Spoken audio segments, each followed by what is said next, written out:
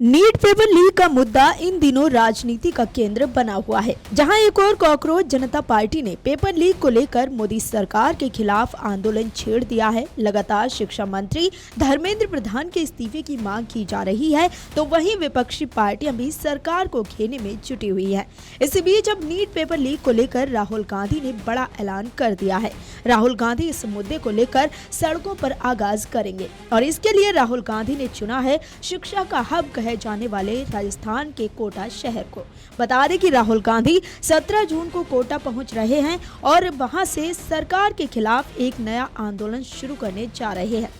इसके लिए राहुल गांधी ने सोशल मीडिया के जरिए जानकारी दी है। बता दें कि 2 दिन पहले राहुल गांधी ने सोशल मीडिया पर एक पोस्ट किया और देश के युवाओं को संदेश दिया। राहुल गांधी ने लिखा कि देश के हर युवा से मेरी एक बात, आज इस देश में मेहनत का फल नहीं, सपने देखने की सजा मिलती है। हर पेपर लीक, हर रद्द परीक्षा, हर अधूरी भर्ती सिर्फ सिस्टम की विफलता नहीं, लाखों सपनों पर प्रहार है। मैं जानता हूँ आप थक चुके हैं, गुस्से में हैं, पर याद रखिए जब सरकार सुनने को तैयार ना हो तब आवाज ऊंची करनी पड़ती है। इसीलिए मैं आप सबको बुला रहा हूँ 17 जून कोटा, छात्रों की गूंज। आइए मिलकर एक ऐसी हुंकार बने जिसे अनसुना करना नामुमकिन हो। कोटा से शुरुआत, फिर देश के हर कोने तक। राहुल गांधी आगे लिखते हैं कि ये आपके भविष्य की लड़ाई है और मैं आपके साथ हूँ। हालांकि वैसे तो कांग्रेस का ये आंदोलन नीट परीक्षा और पेपर लीक पर ही फोकस रहने वाला है, लेकिन उसके दायरे को थोड़ा विस्तार देने का भी प्रयास है। दरअसल राजस्थान में विधानसभा चुनाव भले 2 साल दूर हो, लेकिन कांग्रेस ने राज्य में अपनी राजनीतिक जमीन को नए सिरे से सींचना शुरू कर दिया है।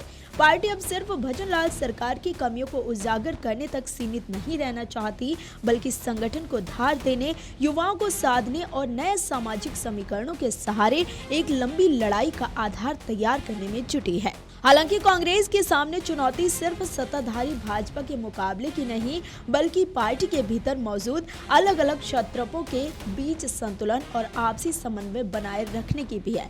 राज्य में एक तरफ अशोक गहलोत और सचिन पायलट जैसे स्थापित और भारी भरकम चेहरे हैं, तो दूसरी तरफ प्रदेश अध्यक्ष गोविंद सिंह डोटासरा और नेता प्रतिपक्ष टीकाराम जूली की नई जोड़ी मुख्य भूमिका में उभर कर सामने आई है। विधानसभा के भीतर और बाहर डोटासरा अपने आक्रामक तेवरों से सरकार को लगातार घेर रहे हैं। वहीं टीकाराम जूली अपेक्षाकृत संतुलित और तथ्यों पर आधारित शैली में सत्ता पक्ष पर हमला बोलते हैं। जूली का अनुसूचित जाति वर्ग समेत कई सामाजिक समूहों में अच्छा प्रभाव माना जाता है, जबकि डोटासरा की गिनती प्रदेश के सबसे प्रभावशाली जाट नेताओं में होती है। साल 2014 और 2019 के लोकसभा चुनावों में शून्य पर सिमटने वाली कांग्रेस ने 2024 में डोटासरा के संगठनात्मक नेतृत्व में सुधार कर 8 सीटें जीती थी। यही वजह है कि राहुल गांधी ने पुष्कर दौरे के दौरान गोविंद सिंह डोटासरा और टीकाराम जूली की कार्यशैली और आपसी तालमेल की खुलकर सराहना की थी। नेताओं की इस महत्वाकांक्षा के बीच राहुल गांधी का पूरा ध्यान पार्टी को व्यक्तिगत एजेंडे से ऊपर उठाकर एक मजबूत और एकजुट मॉडल में ढालने पर है। इस रणनीति के तहत कोटा से छात्रों की गूंज नाम के राष्ट्रव्यापी अभियान की शुरुआत की जा रही है। युवाओं और आम जनता के बीच सीधा संवाद स्थापित करने के लिए लोकसभा में नेता प्रतिपक्ष राहुल गांधी दिल्ली के हजरत निजामुद्दीन रेलवे स्टेशन से जन शताब्दी एक्सप्रेस में सवार होकर कोटा रवाना होंगे। किसी वीआईपी तामझाम के बिना एक आम यात्री की तरह सफर करने के पीछे उनकी रणनीति इस अभियान को सीधे जमीन से जोड़ने की है। कोटा को चुनने के पीछे भी पार्टी की सोची समझी रणनीति है। ये शहर न केवल राजस्थान का शैक्षणिक केंद्र है, बल्कि उत्तर प्रदेश, बिहार, मध्य प्रदेश, झारखंड और छत्तीसगढ़ जैसे राज्यों से आने वाले लाखों हिंदी भाषी छात्रों का सबसे बड़ा हब है।